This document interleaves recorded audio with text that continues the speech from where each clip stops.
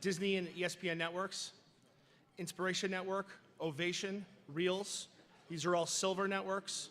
A&E networks, silver sponsors, A&E networks, Blue Engine Message and Media, Crown Media, Family Networks, Leonine Public Affairs, MSG Networks, Murphy Donahue Partners, Outdoor Sportsman Group Networks, Revolt, TV One.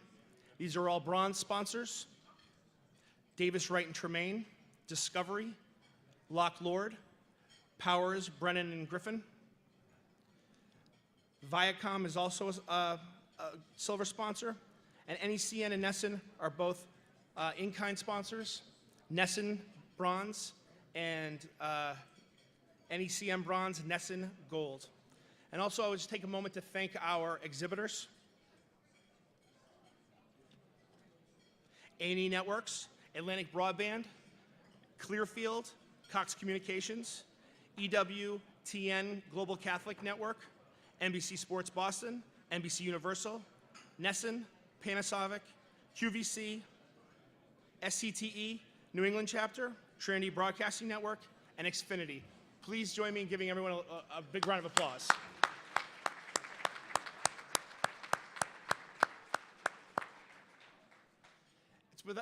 Without your support, year in and year out, we couldn't have this type of phenomenal programming to be able to bring everyone together, both from the television, broadband, and from the government side. And we feel very fortunate for all of your support. At this time, if we could transition to our second panel, Brian Burnell will once again moderate a dialogue and a conversation with two states' attorneys general. We have General Jepsen from Connecticut will be joining us, and also here in his home state, General Kilmartin. They're both in their second terms, and they're both not running for re-election, so this is going to be a great reflection on their career up to this point and lessons learned. So if you join me welcoming them to the panel.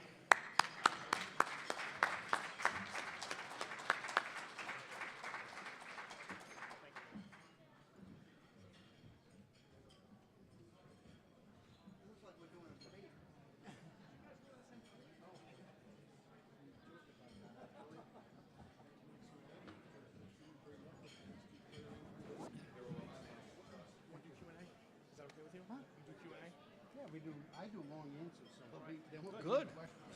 I'll ask one question and I'll sit and drink my water. So, you decide. Okay. Or do you want me to give you a sign? Yeah. Just right over here. Yeah, when you're ready, let me know. Gentlemen, thank you for joining me here. Let's begin with how things have changed. Let's start with Rhode Island. With the new administration in Washington, I know George Jepsen, covering him in the state Senate in Connecticut. I covered a lot of, born and raised in Connecticut, worked there for a long time. So I've known George for a long time, but you and I have never met. I want to start with, how have things changed for your office with the federal government and how it has changed in its law enforcement since President Trump came to power? Well, thank you, Brian. But first, if I may, as the AG for the host state, I want to welcome everyone. I hear that Mayor Winthrop last evening gave you an extensive welcome as to Newport and all of its attributes, so I will keep my welcome rather short. But if there are some places that the mayor didn't mention to you, I can tell you some really fun places to go that aren't on the tourist maps. So see me after. But please do welcome, enjoy Newport. It's a pleasure for me, Brian, to be here. I've been to many of these over the course of the past 28 years or so because I was in the legislature in Rhode Island and used to come and participate in these panels. And it's always enjoyable, and as I look around, I see a lot of old friends, long-time friends, and so I look forward to having chats with you later and catching up on old times and welcoming all the new folks who are here maybe for the first time or the second time that I haven't had the opportunity to meet, and I look forward to that as well. So welcome, everyone. Enjoy Newport for all it has. Enjoy NECTA for its 50th anniversary, which is a milestone, especially in the cable world.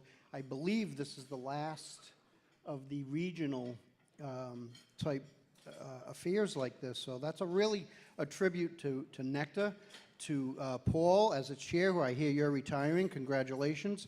to Bill Duran, who we brought back out of retirement for part of his farewell tour, and was always integral in making sure that this ran and ran well, and how he did it, I do not know. So with that, I took up a lot of our time, so it'll cut down on your questions. So back to your question. One thing the General and I, which a lot of people don't really realize, despite the fact that we're neighboring states, in Rhode Island, we have full felony jurisdiction. We are the DA, which takes out a lot of our time and resources and personnel. My neighbor here has, I think, virtually zero of that type of jurisdiction. So that's the spectrum from one extreme to the other extreme as to the jurisdiction of our office and the types of issues we address. That being said, to your question, there are still many areas where we work together, where we formulate policy, and it's not just as Democrats. We both happen to be Democrats, but it's also bipartisan along the way. I think the AGs, while there maybe are some partisan issues, we might be the last bastion of cooperation, especially on issues like opioids and those issues that really affect our constituents, in my case, the million people in the state of Rhode Island. The Trump administration, though, has brought in some changes. You know, one thing we're very concerned about in Rhode Island is climate change. We just did the first state lawsuit on climate change against 21 oil companies. And part of the reason for that is what's happened at the EPA. And it's pulling away on the protections for our air and our water and just our natural resources. And that's something Rhode Island takes very seriously. It's in Article 1, Section 17 of our Constitution, where you have rights to the shore and natural resources. So that's ingrained in our DNA going back centuries. And so when we see these clawbacks on protections of air and quality of water and those issues, yes, we're going to take action. We're going to take action. There are some issues, you know, some will say it belongs on the federal spectrum. But if the feds aren't going to do it or are going to reverse policies that have been vetted and gone through the APA procedure, then I think you'll see AG step up. And that's been a trend, I think George will agree, prior to even our coming in, starting back to the tobacco settlement in 1999. Sure. And where AGs said, you know something, if the feds can't or won't do it, someone needs to fill that void. And that's what's been happening from my perspective, anyway. I know that's been true for the AG's office before you were there, you know, going back to Joe Lieberman, to Dick Blumenthal. You agree with all that? I do, and but it's grown in its sophistication and in the amount of issues that AGs take on. Certainly, as when Barack Obama was president, Republican AGs worked together to oppose a lot of his policies and initiatives and executive orders, and now it's the Democrats who's on the other foot, and it's the Democrats who are trying to anticipate what President Trump is going to do and whether we have a legal basis to challenge it. But as Peter pointed out, I'm very proud of the fact that state attorneys general work very, very well on a bipartisan basis, and we've stepped into the breach on a whole range of issues certainly in my 8 years in office, but also before that time. Just to reel off a few, the National Mortgage Foreclosure Settlement suing 5 of the largest mortgage servicers, $26 billion in debt relief to distressed homeowners in Connecticut. That meant more than $400 million in debt relief, assisting 6,000 families. Suing Standard & Poor's and Moody's for mislabeling mortgage-backed securities as AAA in the lead up to the 2008 financial crisis when calling them AAA when they were junk, and getting more than $3 billion total in relief from that. Volkswagen, where we were very active on emissions issues. Today, their data privacy, attorneys general are very nimble. We can in Connecticut, every data breach that comes in, we get about 400 a year. We investigate far more effectively than the feds would be able to, because they don't have the resources. Currently, as Peter pointed out, there's a very significant opioid multi-state investigation. Again, bipartisan, I stress bipartisanship. And Connecticut is leading a 47-state coalition investigating what is pervasive and systematic price fixing in the generic drug market. So we're always open for new issues, and I'm very proud of the fact that I count among some of my closest friends a Republican Attorneys General. And I would say this whether we were sitting on this panel or we were having a Narragansett outside later. But George has really been a leader nationally on a lot of those issues. His office is deeply engaged, and I'm proud to say for me personally, he's been a great resource for me if I needed to pick up the phone. Because of the depth, as I mentioned, when it comes to jurisdictions, the depth of activity in his office on a lot of these issues. And so he's just not a credit to AGs, to Connecticut, but to AGs nationally. And he's respected in that way. He's a former president there, and we've actually set up funds under his administration there where we actually take settlement dollars now and we utilize them for trainings and for improvements of AGs. And it's some of the things that we work on a national level to share information, to share best practices, and to move forward. One of the places that you mentioned, or George actually mentioned, was about data breaches and those types of issues. Recently, the European Union went to something called GDPR, and George and I were actually participating in an event getting updated on that as it happened, because what that is data privacy, and the European Union has put in new regulations which will affect companies like Facebook. Even was it the Los Angeles Times, I think, stopped selling newspapers over there because they weren't sure how it was going to affect them. Well, this is a realm that is new for AGs, but it's one we're stepping in also because it affects so many of our individual constituents in our each respective state. Let me ask you concerning, sort of along those lines, with the opioid crisis, for example. I was struck in reading some of the information that came out of Tennessee's suit against Purdue Pharma. The detail of the information about how, despite red flags, one pharmacist saying, I'm hooked on this stuff, another one admitting, I'm running a pill mill here, a stabbing outside another pharmacy over the OxyContin that was being trafficked out of there. And you can't necessarily know about that. You might know about it. How valuable is the sharing of information in terms of informing you on what lawsuits you should be filing, what you should be jumping into, and just especially when you're going up against a multinational company that has millions, if not billions of dollars at its disposal? Well, the sharing of information is critically important, and what's developed over the years is a culture where different attorneys general know who's kind of a workhorse, who's a show horse.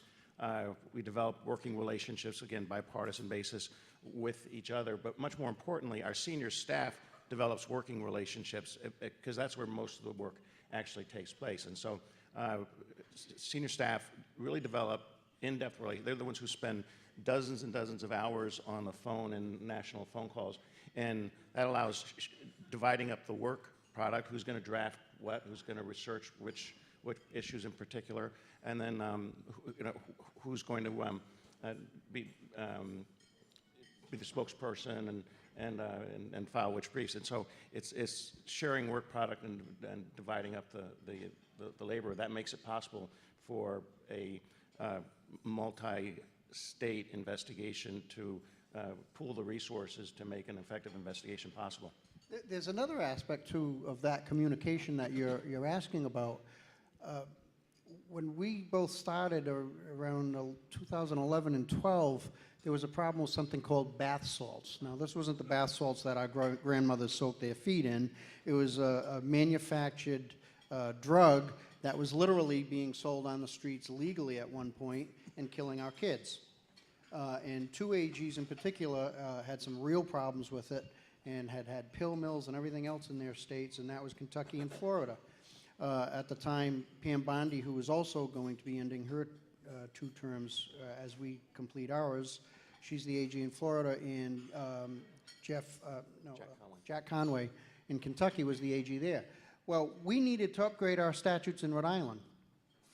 And so I had my staff reach out to their staffs, and I said, where did you target, what did you do? And then we took their information, put it within the statutory scheme in Rhode Island, went to the General Assembly, and we have a much better hand in Rhode Island now.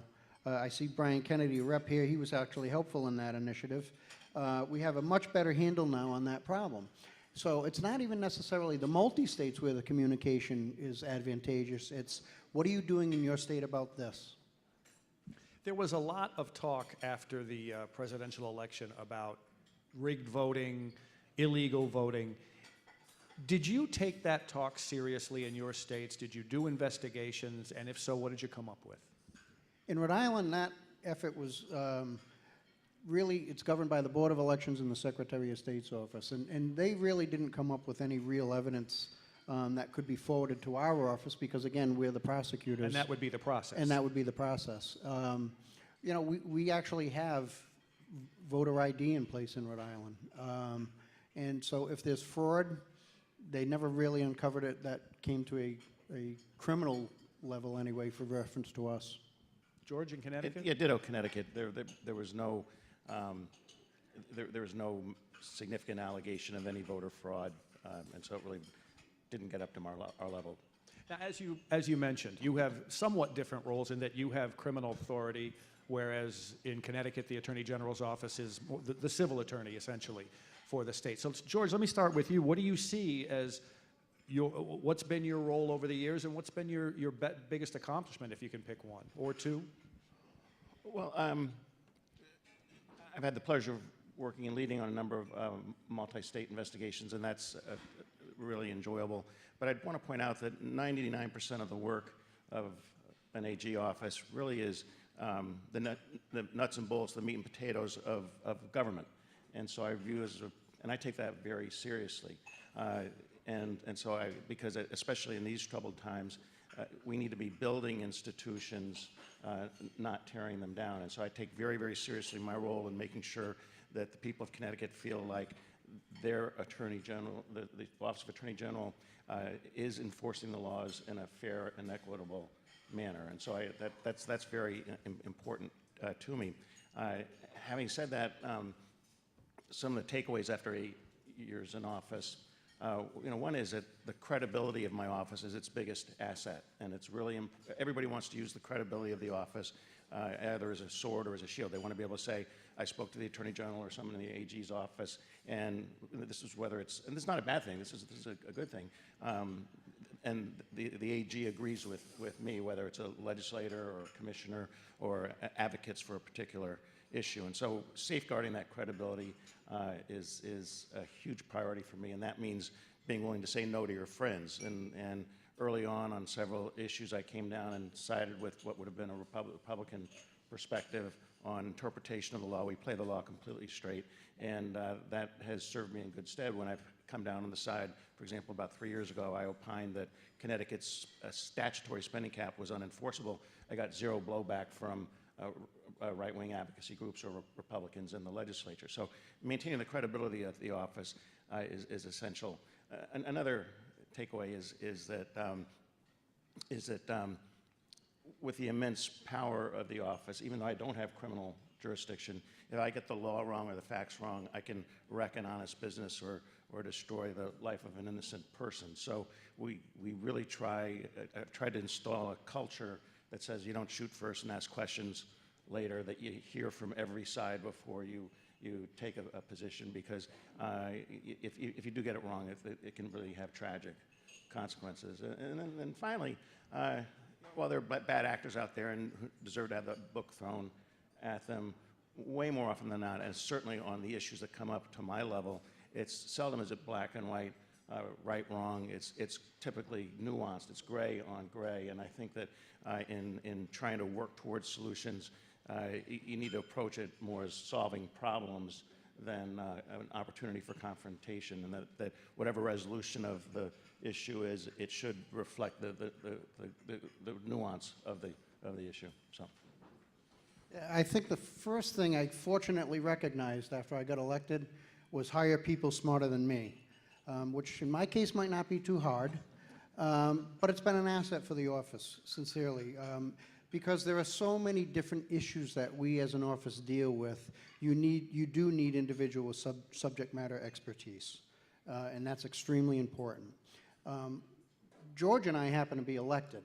Right. Not every AG is. Again, that's one difference. One's actually appointed by the Supreme Court of his state. That's how different, you know, the jurisdictions. But the majority of us are elected. And so the first thing I can tell you I did when we were in the transition phase back in 2010 after the election, I had a meeting with the entire staff. And I said, folks, I said, Rhode Island's a small state. I've been in the legislature for 20 years. I've been in law enforcement for 25 years. I said, we all know each other. I said, if somebody comes to you and says, well, I know the AG and I'm going to tell him and he's going to do this for me, I said, first and foremost, he or she is no friend of mine. Because my friends, quote unquote, would not do that to me. I said, second of all, I said, you do not make a political decision. To George's point, people need to know that whatever you decide, they may not like you for it, and believe me, there are plenty of people that dislike me for some things that I've done, but that's okay, because it goes back to what my mom told me. I can look in the mirror in the morning or in the evening before bed, and I can have a clear conscience. And that's the best advice I've ever gotten in my life, and I've never forgotten it. So I tell them, you do your job, you do it well, you do it to the best of your ability. I don't expect everybody to win every case. I don't expect us to make every right decision. People spill milk. We're human beings. That being said, if something goes sour because of a lack of effort, because of a cutting of a corner, or some other reason other than it just didn't turn out right, based on, and you did your best effort, if you didn't do your best effort, that's when we'll have a problem. I said, but if you do your best effort, the politics will take care of itself. It really comes down to the staff level. It's just like in your businesses. If your service people are doing their best effort to make the consumer happy, then your company gets a good reputation. If you play it straight, your company gets a good reputation. It's the same in our world. In my state, we're the largest law firm in the state. That's what we are. We're the biggest state law firm in the state. People need to have confidence on that. And that same mantra I gave in the transition, every person who's hired, whether they're an attorney or a support staff person or whatever it is, they hear that same mantra from me. Do your job, do it well, and we'll never have a problem. And the people of the state of Rhode Island hopefully will be proud of you and this office. Well, I want to ask you both, at what point, was there a point where you realized that you had made a decision and didn't get the pushback, because you're both legislators originally, that you realized that I have the trust of Republicans, Democrats, they all understand that my role, that I'm going to do my job, and it's not going to be partisan? I'm sure there were people out there that would disagree with that, oh no, he did do this politically, or he did say that politically. And you know what? I'll never change that person's mind. But the people who are willing to listen and listen to the facts and listen to the background, hopefully won't come across with that opinion. We have every person in this room, some of you are probably saying, he's so full of BS, he didn't say that, and that's okay. That's okay. We've been at this a long time, but for probably 60 years between the two of us. You learn to live with that. And it gets back, honestly, at some point, it's just you look in the mirror and you know you did your best and you were honest about it. George, was it the opinion that you mentioned earlier, that the one you didn't get pushback on? That was a very significantly satisfying for that reason. And then I've noticed Republican legislators have not hesitated to seek opinion letters from me because, and they're right up front, they say they know they'll get a fair shake.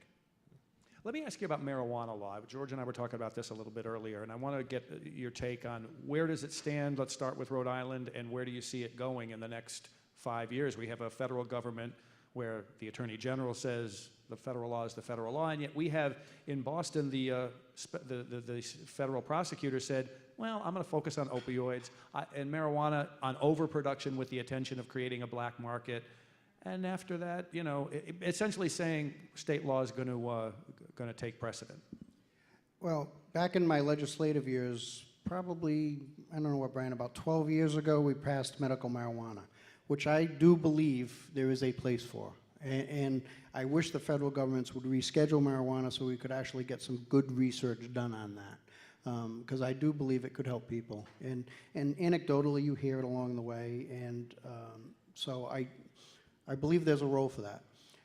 My problem with full-blown legalization, which Rhode Island doesn't have, we have decriminalization for small amounts, but we do not have outright legalization along the route of where Massachusetts is going. A couple of issues with that. The THC levels in marijuana today are far greater than they were 20, 30 years ago. You know, the 60s Woodstock kids, the marijuana today would, no pun intended, blow them away. So that's an issue. No one that I know of can still say how you can keep it out of schools. And if you talk to folks in the states where it's legalized, the usage of marijuana has gone up, dropout rates have gone up, and these are the issues that we're dealing with. And I think the states that are moving toward regulation, especially those that did it early on, are saying, whoa. Are saying, whoa. Even in the medical field, you take a pill for a malady, you have 500 milligrams of that pill or 250 milligrams of that pill. In the marijuana world, you're eating a gummy bear or taking it in some other way, it is not regulated or a dosage fit to your illness. And the rush to get it legalized, to me, is just about big money, and I personally, and I have nothing to back this up, but I personally think there is some really big money waiting in the wings to buy out all the people who are clearing the fields to make it legal, who will come in and make a lot of money on it. That's my personal opinion on that back part of it. I have steadfastly opposed the legalization, and mostly it's because of the effect on kids. George, where's Connecticut at this point? Pretty close to Rhode Island in the sense that we have had medical marijuana for 8 or 9 years now, and that's working pretty well. We've also decriminalized.